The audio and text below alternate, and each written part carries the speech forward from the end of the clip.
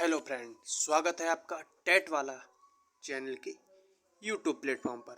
I hope आप मस्त ज़बरदस्त और जिंदाबाद होंगे। तो दोस्तों, आज है हमारा हिस्ट्री में टॉपिक मौर्य एवं मौर्योत्तर काल, जिसको हम आज रिवाइज करने वाले विद एक्सप्लेनेशन के साथ। और कल हमने 16 महाजनपद के बारे में जाना था और आज हम मौर्य एवं मौर्योत्तर काल के बारे में अच्छे से रिवाइज करने वाले हैं। क्लास हमारी 30 मिनट के लगभग रहेगी और सुपर मोड फास्ट मोड में हम रिवाइज करेंगे। इसमें हमारे लगभग 40 प्रश्न होंगे और उससे संबंधित सभी की व्याख्या होगी, जो कि आगामी आपकी BPSC phase 7 second teacher vacancy के लिए बहुत उपयोगी साबित होने वाली है। और ये वही प्रश्न है जो बीपीएससी ने अब तक पूछे हैं। तो चलिए क्लास की शुरुआत करते हैं। क्लास अच्छी लगे तो क्लास को लाइक और चैनल पर नए हो तो चैनल सब्सक्राइब जरूर कर लें। शक संवत का प्रारंभ कब हुआ था? इसका सही जवाब था ऑप्शन सी 78 एडी। शक संवत का प्रारंभ 78 ईस्वी में हुआ था और इसे प्रारंभ करने का श्रेय कुषाण शासक कनिष्क को जाता है। शक संवत निकालने के लिए वर्तमान ईस्वी से 78 कम कर दिया जाता है। भारतीय राष्ट्रीय कैलेंडर शक संवत पर आधारित है, जिसे 1957 में मान्यता प्राप्त है। शक कैलेंडर समय की चंद्र सौर गणना पर आधारित है। दूसरी शताब्दी के आसपास रचित संस्कृत के शिलालेख के अनुसार सुदर्शन झील एक कृत्रिम जलाशय की मरम्मत किसने की थी? इसका सही जवाब होता है ऑप्शन सी रुद्र दमन ने। जूनागढ़ अभिलेख 150 से 151 ईस्वी के अनुसार रुद्र दमन द्वारा सुदर्शन झील के मरम्मत कराने का उल्लेख प्राप्त होता है और उल्लेखनीय है कि सुदर्शन झील का निर्माण चंद्रगुप्त मौर्य के प्रांतीय शासक पुष्यगुप्त ने कराया था। बाद में अशोक के राज्यपाल तुषास्प ने उसमें नहर निकलवाया था। उल्लेखनीय है कि रुद्र दमन के समय ही अतिवृष्टि से झील का बांध टूट गया था और जिसकी मरम्मत का कार्य रुद्र दमन के प्रांतीय शासक सुविशाख ने करवाई थी। मौर्य साम्राज्य का अंतिम शासक कौन था? तो इसका सही जवाब था ऑप्शन बी बृहद्रथ। मौर्य साम्राज्य का अंतिम शासक बृहद्रथ था और चंद्रगुप्त मौर्य ने 323 ईसा पूर्व में मौर्य साम्राज्य की स्थापना की थी। बृहद्रथ की हत्या करके उसके सेनापति पुष्यमित्र शुंग ने शुंग राजवंश की स्थापना की। मेगस्थनीज को राजदूत के रूप में किसके दरबार में भेजा गया था? तो इसका सही जवाब ऑप्शन है चंद्रगुप्त मौर्य के। मेगस्थनीज यूनानी राजा सेल्यूकस द्वारा मौर्य सम्राट चंद्रगुप्त मौर्य के दरबार में भेजा गया और एक यूनानी राजदूत था। वह एक खोजकर्ता तथा इतिहासकार था। इसने इंडिका नामक पुस्तक की रचना की और जिसमें उस समय के भारतीय समाज के बारे में वर्णन किया गया है।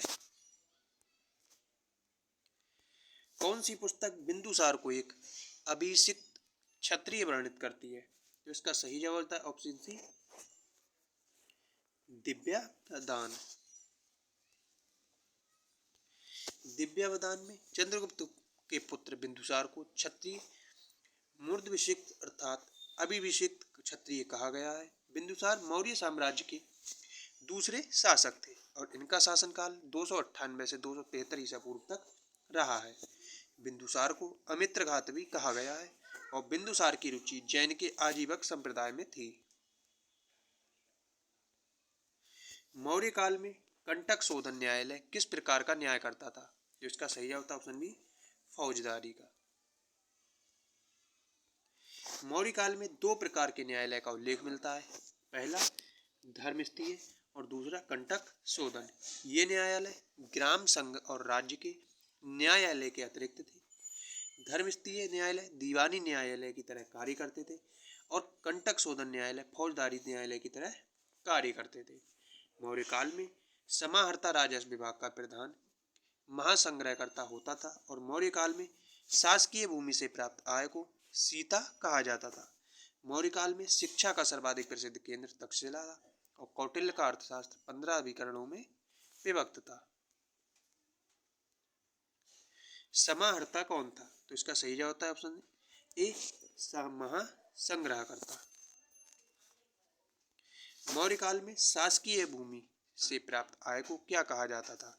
इसका सही जवाब होता है ऑप्शन डी सीता। मौर्य काल में शिक्षा का सर्वाधिक प्रसिद्ध केंद्र था। इसका सही जवाब होता है ऑप्शन सी तक्षशिला। कौटिल्य भारत का अर्थशास्त्र कितने अधिकरणों में विभाजित है? तो इसका सही जवाब होता है ऑप्शन डी 15 अधिकरणों में। किस शिलालेख में अशोक ने त्रिरत्न में अपना विश्वास प्रकट किया है? तो इसका सही जवाब होता है ऑप्शन डी भाब्रू में। सम्राट में भाब्रू शिलालेख को जयपुर के निकट विराटनगर से खोजा गया और जिसमें अशोक के द्वारा बौद्ध धर्म के त्रिरत्नों बौद्ध धम्म और संघ में अपनी आस्था व विश्वास प्रकट किया गया है। इसी अभिलेख में अशोक स्वयं को मगध का राजा या मगधराज कहता है। सोहगौर अभिलेख में अकाल का उल्लेख मिलता है और अशोक के 13वें शिलालेख में कलिंग विजय का वर्णन मिलता है। अशोक अपने अभिलेखों में प्रियदर्शी नाम से जाना जाता है। अशोक के अभिलेखों को सर्वप्रथम जेम्स प्रिंसेप के द्वारा पढ़ा गया था और अशोक के शिलालेख प्राकृत भाषा में पाए जाते हैं। वह स्तंभ जिसमें अशोक ने स्वयं को मगध का सम्राट बताया है, तो इसका सही होता है ऑप्शन डी भाब्रू स्तंभ। अशोक के शिलालेखों में प्रयुक्त भाषा है, इसका सही जवाब होता है ऑप्शन डी प्राकृत। अशोक के ब्राह्मी अभिलेखों को सर्वप्रथम किसने पढ़ा था? तो इसका सही जवाब होता है ऑप्शन डी जॉन प्रिंसेप ने। अपने शिलालेखों में अशोक सामान्यतः किस नाम से जाने जाते हैं? तो इसका सही जवाब होता है ऑप्शन बी प्रियदर्शी। किस अभिलेख में कलिंग विजय का वर्णन है? तो इसका सही जवाब होता है ऑप्शन ई उपर्युक्त में से किसी में नहीं। अशोक के किस अभिलेख में अकाल दुर्भिक्ष का उल्लेख मिलता है? तो इसका सही जवाब होता है ऑप्शन ए सोहगौरा में। भारत में पहले साम्राज्य की स्थापना किस शासक के द्वारा की गई थी? तो इसका सही होता है ऑप्शन ए चंद्रगुप्त मौर्य के द्वारा। चंद्रगुप्त मौर्य भारत के महान सम्राट थे। इन्होंने मौर्य साम्राज्य की स्थापना 323 ईसा पूर्व में की थी। चंद्रगुप्त मौर्य सुदूर दक्षिण को छोड़कर पूरे भारत को एक साम्राज्य के अधीन में लाने में सफल रहे। तमिल ग्रंथ अहनानूर और नूरनानूर में चंद्रगुप्त के दक्षिण विजय का वर्णन मिलता है और चंद्रगुप्त मौर्य का महत्वपूर्ण युद्ध घनानंद के साथ उत्तराधिकार के लिए हुआ था। चंद्रगुप्त के शत्रुओं के हित के विरुद्ध चाणक्य की कूटनीतिक रणनीतियों का वर्णन विशाखदत्त रचित मुद्रा राक्षस में मिलता है। इस महत्वपूर्ण नाटक को हिंदी में अनुवाद करने का श्रेय भारतेंदु हरिश्चंद्र को जाए।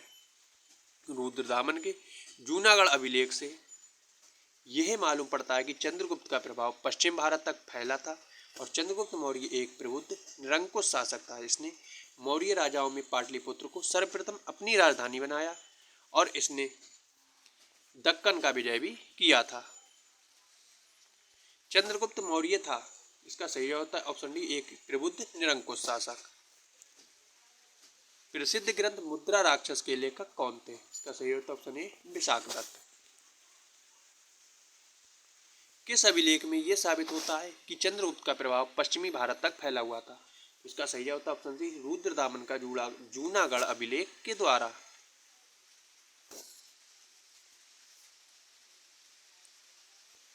पाटलिपुत्र को किस शासक ने सर्वप्रथम अपनी राजधानी बनाया? तो इसका सही जवाब होता है ऑप्शन ए चंद्रगुप्त मौर्य ने।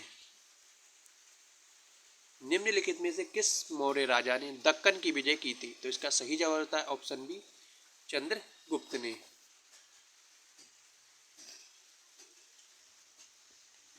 किसके ग्रंथ में चंद्रगुप्त मौर्य का विशिष्ट रूप से वर्णन हुआ है? वह है, इसका सही होता है ऑप्शन सी विशाखदत्त। कौटिल्य अथवा चाणक्य किस सम्राट का प्रधानमंत्री था? तो इसका सही होता है ऑप्शन ए चंद्रगुप्त मौर्य का। कौटिल्य अथवा चाणक्य मौर्य साम्राज्य के संस्थापक सम्राट चंद्रगुप्त मौर्य का प्रधानमंत्री और पुरोहित था। पुरोहित प्रमुख धर्माधिकारी होते थे।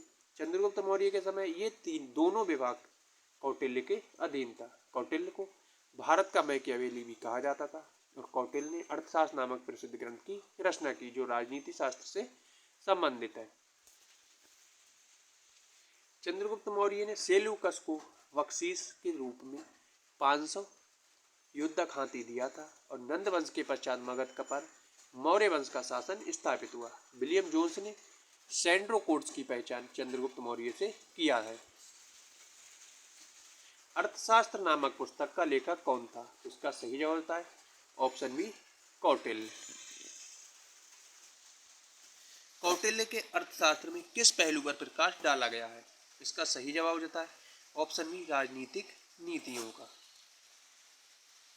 नंद वंश के पश्चात मगध पर किस राजवंश ने शासन किया था? तो इसका सही जवाब होता है ऑप्शन ए मौर्य वंश ने। सैंड्रो कोड्स ने से चंद्रगुप्त मौर्य की पहचान किसने की? तो इसका सही जवाब होता है ऑप्शन ए विलियम जोन्स ने। कौटिल्य की पुस्तक अर्थशास्त्र किस विषय पर आधारित है? इसका सही जवाब होता है ऑप्शन बी शासन कला के सिद्धांत और अभ्यास पर। चंद्रगुप्त मौर्य ने सेल्यूकस को बख्शीश के रूप में क्या दिया था? इसका सही जवाब होता है ऑप्शन ए 500 युद्धक हाथी। मेगस्थनीज दूत था, तो इसका सही जवाब होता है ऑप्शन ए सेल्यूकस निकेटर का। मेगस्थनीज सेल्यूकस निकेटर का राजदूत था जो मौर्य वंश के संस्थापक चंद्रगुप्त मौर्य के शासनकाल में भारत आया था। इसके द्वारा रचित इंडिका पुस्तक में मौर्य युगीन समाज एवं संस्कृति का विवरण मिलता है और मेगस्थनीज ने इंडिका नामक पुस्तक में पाटलिपुत्र के नगर प्रशासन का उल्लेख किया है। इसके साथ ही इसमें मौर्य समाज का 7 वर्गों में विभाजन का भी वर्णन मिलता है। वह स्रोत जिसमें पाटलिपुत्र के प्रशासन का वर्णन उपलब्ध है वह है, तो इसका सही जवाब है ऑप्शन सी इंडिका। मौर्य समाज का 7 वर्गों में विभाजन का विशेष रूप से उल्लेख किया गया है। इसका सही जवाब है ऑप्शन डी मेगस्थनीज की पुस्तक इंडिका में। इंडिका पुस्तक का लेखक कौन था? तो इसका सही जवाब ऑप्शन बी मेगस्थनीज। अशोक के धम्म का मूल संदेश क्या है? तो इसका सही जवाब उपयुक्त में से कोई नहीं। अशोक के धम्म में राजा के प्रति वफादारी, बड़ों का सम्मान, धार्मिक सहनशीलता तथा शांति एवं अहिंसा के विचार परिलक्षित होते हैं। इतिहास में अशोक की प्रसिद्धि का कारण उसका धम्म है जिसको अशोक ने अपने दूसरे तथा 7वें स्तंभ लेख में इस प्रकार वर्णित किया है। धम्म है साधुता, बहुत से कल्याणकारी अच्छे कार्य करना, पाप रहित होना, मृदुता, दूसरों के प्रति व्यवहार में उदारता, दया, दान और शुचिता। अशोक ने अपने 12वें शिलालेख में धम्म की सार वृद्धि पर जोर दिया है। अशोक सम्राट अशोक चंद्रगुप्त का पौत्र था। अशोक की रानी का नाम कारुबाकी उसके अभिलेखों में मिलता है। अशोक के ही प्रयास से बौद्ध धर्म एक वैश्विक धर्म बना और अशोक के साम्राज्य में श्रीलंका शामिल नहीं था। अशोक के शासनकाल में बौद्ध सभा पाटलिपुत्र में आयोजित की गई थी। अशोक ने कलिंग पर आक्रमण कर उसे विजित किया और मौर्य साम्राज्य के पतन के लिए आर्थिक कारण को डीडी कौशाम्बी ने प्रतिपादित किया है। सम्राट अशोक चंद्रगुप्त का क्या था? तो इसका सही जवाब ऑप्शन बी पौत्र। निम्नलिखित में से कौन मौर्य शासक अशोक की रानी थी? तो इसका सही जवाब ऑप्शन बी कारुबाकी। निम्न में से किसके प्रयास से बौद्ध एक वैश्विक धर्म बना? तो इसका सही जवाब होता है ऑप्शन बी अशोक के। निम्नलिखित में से कौन सा क्षेत्र अशोक के साम्राज्य में सम्मिलित नहीं था? तो इसका सही जवाब होता है ऑप्शन सी श्रीलंका। अशोक के शासनकाल में बौद्ध सभा किस नगर में आयोजित की गई थी? तो इसका सही जवाब ऑप्शन बी पाटलिपुत्र में। अशोक ने किस राज्य पर आक्रमण किया था? तो इसका सही जवाब ऑप्शन सी कलिंग पर। अशोक की नीति के आर्थिक परिणामों के कारण ही मौर्य साम्राज्य का पतन अधिकांशतः उचित था, इस तथ्य में किसने विश्वास किया था? इसका सही जवाब होता ऑप्शन ई, उपर्युक्त में से कोई नहीं। सबसे अंत में कौन सी घटना हुई? तो इसका सही जवाब होता ऑप्शन डी, अशोक की कलिंग विजय। अंतिम मौर्य सम्राट था, तो इसका सही जवाब होता ऑप्शन डी, बृहद्रथ। अंतिम मौर्य सम्राट बृहद्रथ था और बृहद्रथ की हत्या कर उसके सेनापति पुष्यमित्र शुंग के द्वारा 184 ईसा पूर्व में शुंग वंश की स्थापना की गई।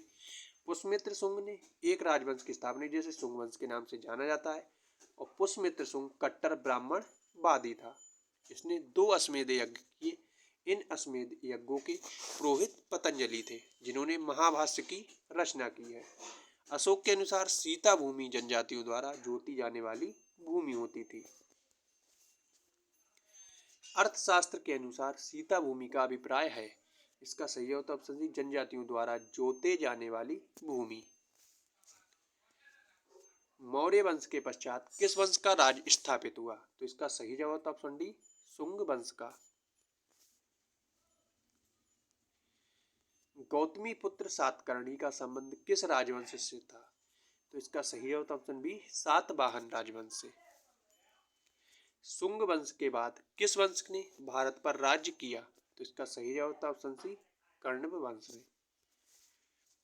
तो आज का हमारा अंतिम प्रश्न है प्रश्न नंबर 50, कलिंग नरेश खारवेल का संबंध था?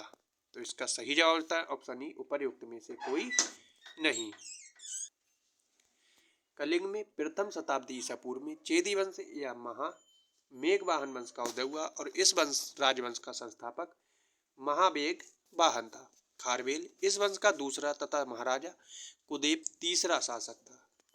पातालपुर गुहा लेख का संबंध महाराजा कुदेव से है और कलिंग नरेश खारवेल का ही हाथी गुम्फा अभिलेख है जो प्राकृत भाषा में है। तो आई होप आज की क्लास आपको पसंद आई होगी और हमने मात्र 16 मिनट में टॉप 50 क्वेश्चनों को विद व्याख्या सहित रिवाइज कर लिया है। और कल का हमारा टॉपिक रहेगा संगम काल, जो कि बहुत इम्पोर्टेंट टॉपिक है। तो मिलते हैं कल अगली क्लास के साथ। और क्लास अच्छी लगी हो तो क्लास को लाइक और चैनल पर नए हो तो चैनल को सब्सक्राइब जरूर कर लें।